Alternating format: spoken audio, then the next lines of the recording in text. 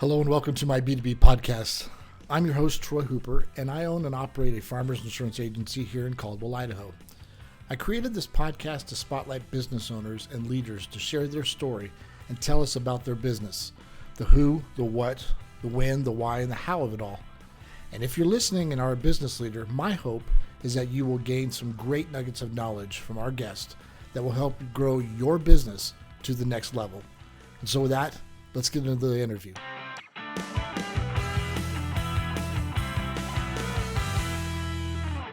Hello, everybody. This is B2B Growth. It's your business with Troy Hooper. And today on the program, I have got the one and only Joe Mikitish from Do Work University. Joe, how are you doing today? I'm doing fantastic. How about you? Doing fantastic as well.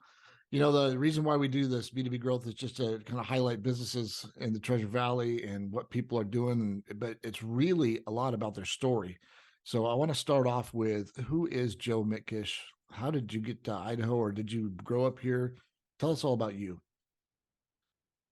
No, I didn't. I actually didn't grow up here. I did get here in 2003, so I think in the first wave of people moving here. But I'm originally from Montana. Didn't move here directly from Montana. I moved all over the country and traveled all over the world, working for big corporations for a few years after college, and then ended up here and started working for a couple of big companies here, and then started my own business. So, yeah, it was a kind of a fun journey, but I'm glad I'm here. It's great. Well, talk about the evolution of your business, because that's really I think key to the story here. Sure. Yes. So I guess my evolution in business started in prior to 1999, but we'll just start with 1999. I ran businesses as like a teenager and as a kid, but as an adult, I started a technology business in Houston. I was working for a big company, and a guy I worked with, he and I got, like a lot of people, we start with this story, right? We were working for a big company, and we go, "Hey, I think we're going to start our own thing," and so we did, and we ran that until 2003 when I moved up here, and I sold him my shares of the business down there. So, and then shortly after moving here, I started a similar business, and it was in the technology space. So we did technology services, fixed computers, built networks. This was prior to anybody knowing what cloud computing was, outside of maybe big companies like HP and Compaq. That was a term we used back in the 90s in Right. those companies. But in small business, nobody knew what cloud computing was. So we didn't want to try and sell it either, because internet was for typically what people could afford was too poor to run cloud services on. So we built computer networks in offices. And so we did that in Houston, and then we did quite well. We primarily got all of our business from referrals, and we built a referral system that just endlessly brought us customers. And so when I moved to Idaho and started a business, I just took that same concept of referral marketing and kind of enhanced it, since I had 100% control of the company as far as sales and marketing was concerned. I'm like, I'm going to go all in on referral networking. And so did that, and I actually owned that company until 2020. So I did sell that company. I've started multiple others that were kind of either spinoffs of that one technology company, or they were a piece of that, where we saw some success, and we saw that we could offer services that were not directly related to the core mission of the original company. So yeah, we've done stuff around marketing, around sales. We've started businesses. My wife and I started businesses around like fractional sales. So we split our sales team off of that original company and started selling, like almost like it's not a timeshare, but more like a piece of like a fractional CFO type of model, but fractional sales. Okay. So we ran that business until 2020 as well. So What was in the name of that 2020, I business? think COVID we were like, let's sell a bunch of stuff. So yep. So that business was called Kurtos Consulting. Okay, yeah.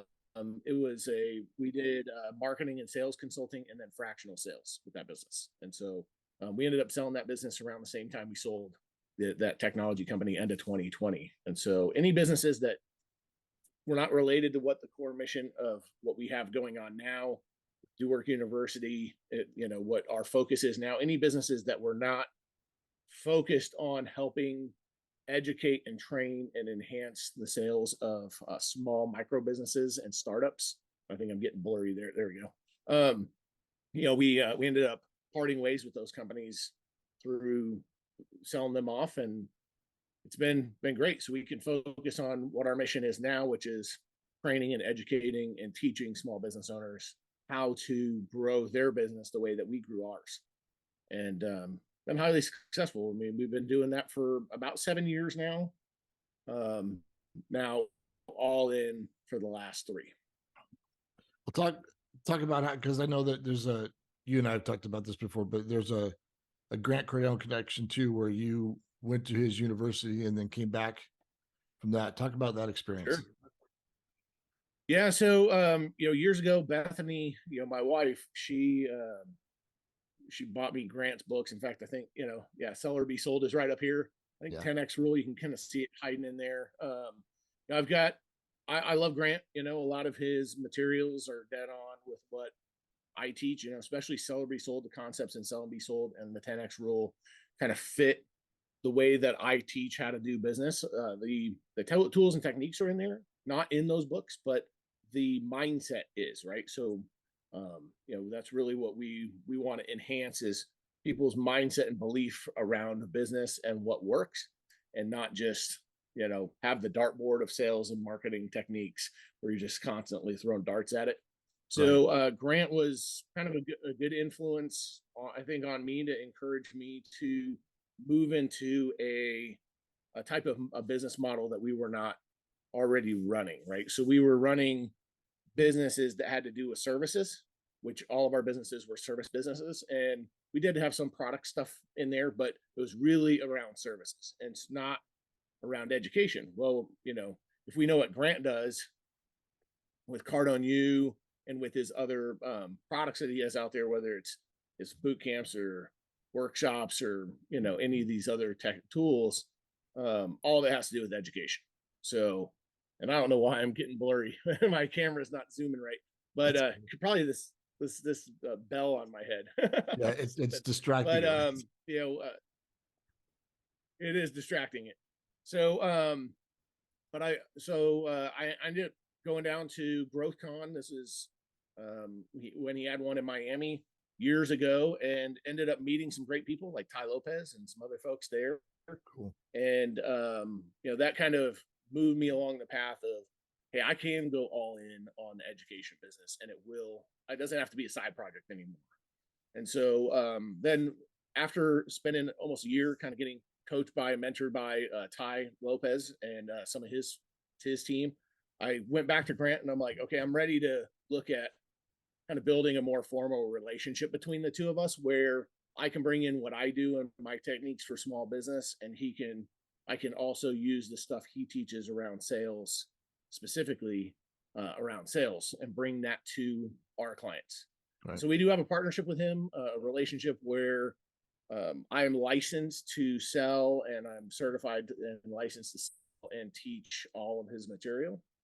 That doesn't mean that's what I teach on a daily basis. Most of what I teach people is my own content. And then occasionally I'll use tools where somebody comes to me and says, hey, I've got a specific issue on, say, negotiation. And I'll go, I think one of Grant's techniques are great. Same thing with, Chris Voss, right? If you've ever read Never Split the Difference, I use a lot of his techniques in what I do. So just like everybody, I've spent a lot of time and money on mentors and, people like that in my career since I started in 1999, the first person I hired was a business coach, right? And then they helped me get to where I needed to go with that business. And when I moved up here, first thing I did was look for a mentor who had grown businesses to 8 figures that could help me grow there faster, right? So I've always had mentors in my life that I pay. And, at one point in time, that was Ty. Another point in time, that was, going to Grant's masterminds and being a part of that infrastructure. And now I'm mentoring others and still being mentored by people who've done more than me, so it's always somebody bigger, right? And I'm not Warren Buffett, not with Bill Gates. So there's always somebody up the chain that I can find that will take the time to mentor me. And that's one of the things I advise is find mentors. And, Grant Grant Cardone, Chris Voss. You may not be able to pay them to mentor you directly, but you can get a lot of their content through their books, through their masterminds, through their online content. Most of the good stuff you got to pay for, but it's worth the money. So that led me to creating Do Work University, and I teach my way of doing business, which is marketing without spending money on ads. It's all organic. A lot around referrals and relationships, and a lot of how to use online tools in a way that isn't just pushing content constantly and praying somebody reads it. Right. Well, I want to dig into Do Work University in just a bit, but I want to go back to what you're saying about mentoring. Talk about how important is it for a business owner, a salesperson, to have a mentor? Well, it's critical, and here's the way I put it. Right. So when I was a kid, I fished with my grandpa all the time. My grandpa was in his 60s, and he'd spent his whole life mastering the art of fishing, all kinds of fishing, fly fishing, bait fishing. We would go to Alaska, we would fish in Montana.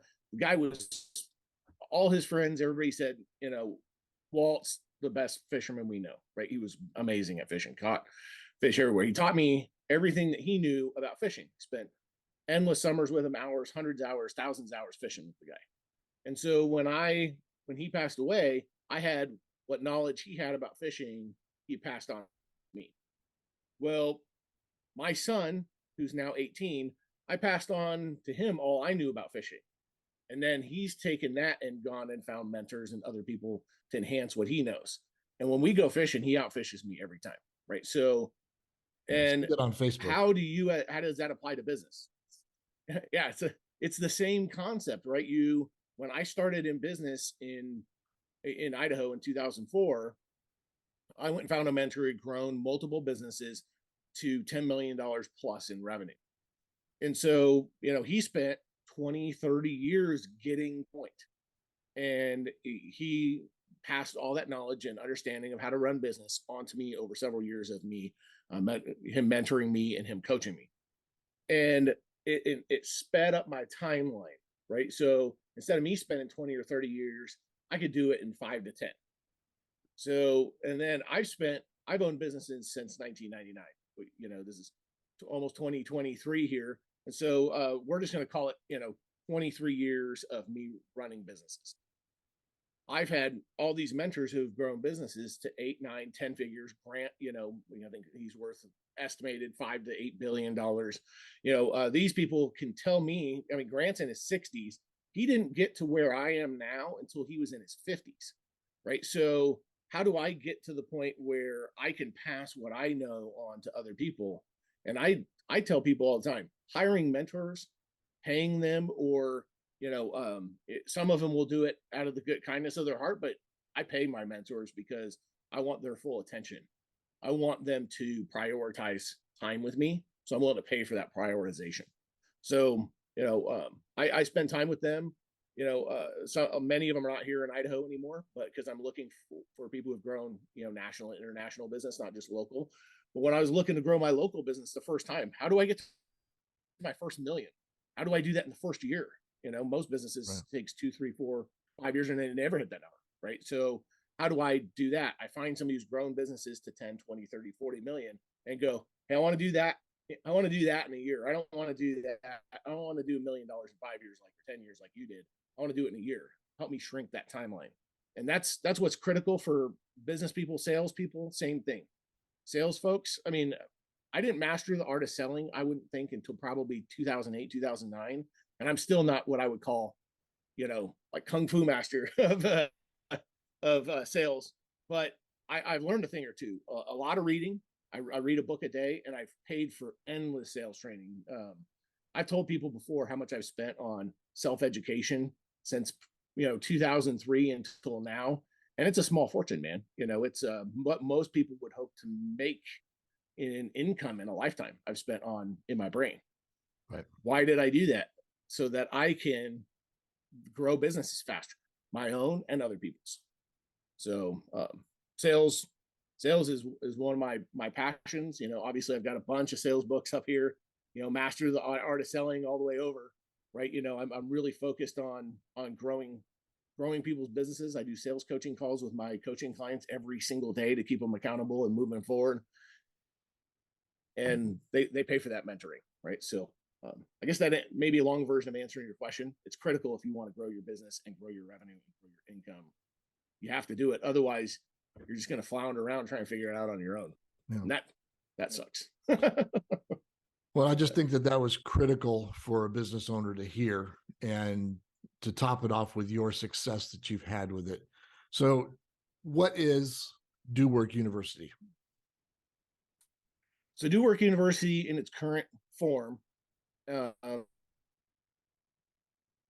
small business owners on how to organically grow their business. And it's two parts. One is community, and the other part is the education. So some people buy from us and become a member of Do Work, the Do Work Nation and Do Work University, because they want the education. Some want just the community. Some want both, right? So the reason we created the community is because we teach referral marketing and how to build relationships the right way with the right people, right? So, you're in the home and auto, property and casualty insurance space. Would networking with a massage therapist be good? Maybe if they need a new policy, but how many deals will a potential them as a potential referral partner? How much value is that to you as a property and casualty insurance person? Sure, not high on the list. But not that massage therapists are bad, right? Massage therapist meets a chiropractor, who meets a naturopath, who meets an esthetician. Those are great referral partners for each other, right? And so what happens is the massage therapist goes out in the market and networks with a bunch of people, and it's a financial planner, it's a business attorney, it's a property and casualty person, it's somebody who's a real estate agent, and then they go, I'm not making any money networking. This stuff doesn't work. It's not that networking doesn't work. It's that they're networking with the wrong people, right? So the purpose of networking is not to get customers. The purpose of networking is to build referral relationships. And that concept is lost. And so one thing we do at Do Work University is we teach how to network properly. And then we give them the opportunity, our customers, the opportunity to network properly in a place that we control. So when people walk in the door of our events, you look at the sheet and you go, what power team am I in? Am I in the real estate power team like you are? Am I in the business services power team? Am I in health and wellness, kind of like what we talked about? Am I in the trades and construction? And we color code all those people when they walk in. And so when they walk in, they're all wearing stickers that are all colored based upon their power team. And so 100 people are in the room. You only need to network with 25 of them, build referral relationships to grow your business as fast as you want. What happens in most networking is not that. They go and they schedule one-on-ones and coffee with all the wrong people, and then they don't grow their business and they get really frustrated. And so we teach them how to do that, and then we teach them how to take that concept and do that online, right? So where are you networking on Facebook? Generally speaking, most people have a business page on Facebook. They pay some marketing agency to just drop content on there and pray somebody sees it, right? And so same thing with Instagram, TikTok, LinkedIn, Alignable, all those tools. People are just pushing content and it's just constantly vomiting out into the market. We're hoping that somebody picks up something, right? And it's just not working. And so they get frustrated with it and they're like, this doesn't work, but I got to keep paying because I got to have that presence. And the reality is a more very narrow focused effort on LinkedIn, Facebook, any of these tools, Instagram, whatever, all a narrow focus on the specific people who can refer you business is the most important thing. So we teach how to do that. And that's kind of our focus right now is helping business owners market better so that they get the customers they need to live the lifestyle that they want. So you mentioned about how doing networking or referral marketing with the right person is what brings results, as opposed to the person who says, "Oh, this just doesn't work." Well, then on the other side, how important is consistency? Yeah, consistency is critical, right? So there's this old thing like 50% of success is just showing up. And I would say most people come into the network community, they'll come in, they'll see some success and start growing their business, and then they'll stop coming, right? Then their business starts to slow down, and then they'll come back, and then their business will pick up a little bit, and then they do this thing where it's like business is slowing down. I go network and I get some more business, and then it starts to pick up, and I go stop networking so much. And they do this networking roller coaster, right? Eventually, people in the networking community go, they come and go all the time.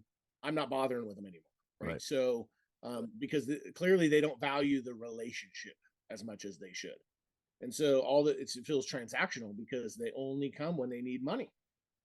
So what I tell people regularly is, I've been networking in the Boise area since 2003. When I moved here, the first thing I did was I went up on Table Rock and I looked over the valley. Far less lights down in the valley, but it was March of 2003, and it was at night, and I just sat up there and I just looked out at all lights, sat in the back of my pickup truck, put a lawn chair out, and I was like, everybody in the business community of note is going to know who I am in a couple of years, right? That was my goal. My mission to myself was, I'm going to do what it takes to make that happen, right? And so how did I do that? I started showing up at everything. I showed up at every networking event. I showed up at every ribbon cutting I could get to. Sometimes they schedule them at the same time and I could only go to one, but really all day, every day, my mission was if there was a networking related activity out there, I tried to be at it. And what it did was people started seeing me at more and more places. They're like, didn't I see you earlier today, or see you yesterday or the day before? I started having conversations with people, and my goal was to help them, serve them. So I'd go, hey, what's holding you back in your business? What things are you dealing with that I can help you with?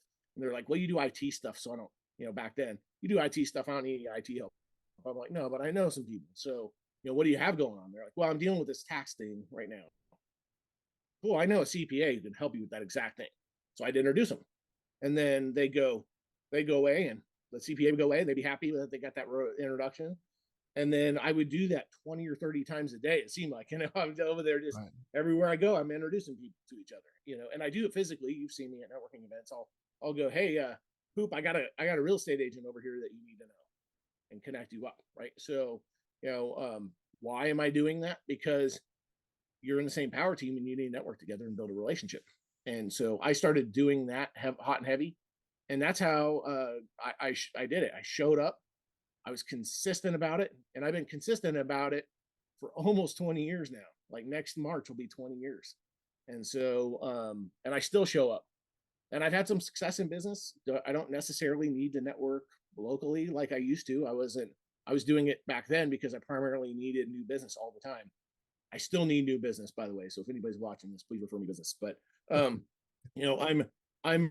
not, now I've got such a big network, my value is much higher, right? And so when I meet with somebody, they know that almost everything they want, everything they need is in this phone, right? And so they go, hey, I need an introduction to such and such person, politician, business person, somebody like that. If I don't know them directly, I know somebody who does, right? So that's kind of why I've done it. Consistently showing up day in, day out.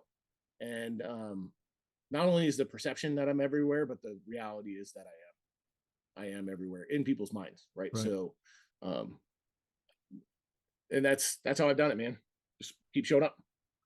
Well, let's be honest here. The comment that always gets said about Joe is everywhere. And that perception is great to have. The idea that somebody would learn that you can't just go a couple times and then think that everyone's going to just refer you. You've got to literally be consistent at what you do. And you've seen it now because you've grown businesses. Talk about just for a second what you've seen either with other businesses or in your own, the employee situation. What's it like out there? There are employees to be had. You're just, the good ones are employed. Right. So I very rarely, in the hundreds of people that I've hired over the years, ever hired anybody who was unemployed. I usually hire people who are employed. Right. So they're employed by somebody else, and maybe they're unhappy there, or they are not getting paid what they want, or they're not given the freedom that they want, or there's some reason why your company is a better fit for them. They just don't know you exist. Right. So part of the problem with the way people find employees is they go on Indeed or they go on some other job board and they post up their job. Well, they're only finding the people who are looking for work, right? That actively looking for work. There's plenty of people who would like to get another job, but not, they're like, this is okay for now, right? So how do you incentivize those people to be more excited about what you're doing? It's marketing, right? You're marketing to those potential employees that you want in your business. And most of the time I can tell you, if I was going to hire a salesperson, I wouldn't hire an unemployed salesperson. Right. If I was going to hire an operations manager for a business, I wouldn't hire an unemployed operations manager who's banging on Indeed looking for a job. I wouldn't hire an unemployed anybody, right? If I owned a lawn care business, I wouldn't hire a landscaper that's unemployed. I would find one who's working for a competitor, is doing a great job, and I would find out what it is that person wants: more freedom, more money, more attention, more whatever. And I would see if that fits with my culture of my business, and if they're a good culture fit and they do a great job, I figure out if the money makes sense and bring them over. So I personally have not had a problem hiring people. Most of my customers, they say at the beginning that their biggest problem is that they don't have enough employees or the right employees. And so I usually hook them up with a business coach who can help them with that. Some people think I'm a business coach. I'm not a business coach. I am here to help you get more customers. I'm a growth coach, right, which is completely different, right? So business coaches, they want to dive into your hiring practice and your culture and your P&L and all that stuff. I don't want to do that, but I know several good ones who will. And usually within a few months, they've got the culture in line. They've got the business looking like a great place to work, and it is a great place to work. And then hiring people is easy after that. So what most people do is just, they go on Indeed, first person who walks in who says they're going to show up on time and breathes air and, drinks water and, doesn't smell too bad, they hire them. So that's a mistake. Yeah. That's a huge mistake. Well, and to your point about referral marketing, I mean, you would hope that the people that are out in those referral networks, those would be the people you would want to talk to about hiring versus somebody who's not working and they're sitting at home filling out resumes. But there has 100%. Been a shift. There has been a shift. Probably you would agree with this, that back in the day, you and I had to market ourselves to a business, but now businesses are having to market to potential employees. Yeah. I would say that to a certain extent, right? So back when I was working for big companies, they marketed to me, right? So they would come after me to work for them. And the way that they would do it more, I would say, people who are kind of mid-management and up, they would hire recruiting firms to come find us, right? So they would chase me down through recruiters calling me up going, hey, I know you're working at such and such company. You want to work somewhere else? Because I got these other opportunities for you, right? And so, I would say kind of line workers or people who are, more technical workers. Those folks, the good ones are all marketed to. They always have it, right? They put stuff in front of them that's constantly saying this is a great place to work. Whether that's ads on the radio, TV, not necessarily saying, hey, come work for us, but talking about their culture and how great it is. And then whenever they're like, I wonder what it's like working at whatever Home Depot, right? So, should I go in there and check it out? It looks fun from the commercials. And so they're marketing to the customer and marketing to the potential employee as well. It's a dual factor type of thing. So, the companies who don't do well in the market, they just put job ads out and hope that people will put in resumes and send it to them. And what you get are the people out there who are just beating the street looking for a job. And not that those people are bad. There's good people out there. I've been unemployed before, well, I guess technically maybe I'm still unemployed. I do tell people, ask me, they're like, so what's your employment status? I'm like, been happily unemployed for like 20 years. So kind of as a joke, but it's kind of that, it's kind of different when you are looking for employees though. Do you want people who are actively unemployed and kind of frustrated with the job market? I talked to a guy the other day. He was like, I can't find a job. He's been unemployed for 6 months. I'm like, dude, there's something wrong. I don't know how you don't find a job for 6 months in this market. Right. So, there's plenty of people out there who are in the first category that I said, that just put job ads out and they'll hire the first person who shows up for the interview. Not that I would ever do that as a business, and I don't recommend it to the business owners. I recommend strongly that you find the right employees for your business, probably working for somebody else, maybe a competitor, and you court them and you and entice them to come work for you. You're just gonna be better off as a business if you do that. Yeah. So if somebody wants to get a hold of you and find out more about Do Work University, how do they do that? Yeah, so I mean, there's doworkuniversity.com. Pretty easy to find that. Joe Mikitish. My last name is spelled Mikitish. You can't miss me. Start typing in Joe into LinkedIn, you'll probably find me. So, but LinkedIn, Facebook, any of the social platforms are easy place to find me. But LinkedIn primarily would be a good one. If you're a business owner and you're on LinkedIn, come check me out. Give me a shout. I do answer messages on there. So, you send me a message on Facebook Messenger. With all the spam I get on there, it's hit or miss, but LinkedIn's pretty cleaned up. So shoot me a note and, let's schedule coffee, or I'll invite you to an event that we're running so you can see what networking done right looks like. And, as you know, Hoop, a lot of these networking groups where you go there and you get just pitched with a sales pitch, smacked in the face for 20 minutes on a sales pitch. Mm-hmm. I don't do that. Come in, eat some food, meet some good people, and go home with a group of people that you can go build a relationship with. That's what I'm about. So if that sounds interesting to somebody, definitely send me a note on LinkedIn. I'll invite you to the next one. Yeah, definitely true. Networking done right does produce results. There's just no doubt about it. Mm-hmm. Yeah. Joe, thank you so much for coming on today with us. And just, I wish you the most success. You are, as everybody says, all around the valley, so nobody can not miss you. But I really appreciate you being on today. Yeah, thanks for having me, Hoop. Appreciate it. So this has been B2B Growth. It's your business, and we will see you next time.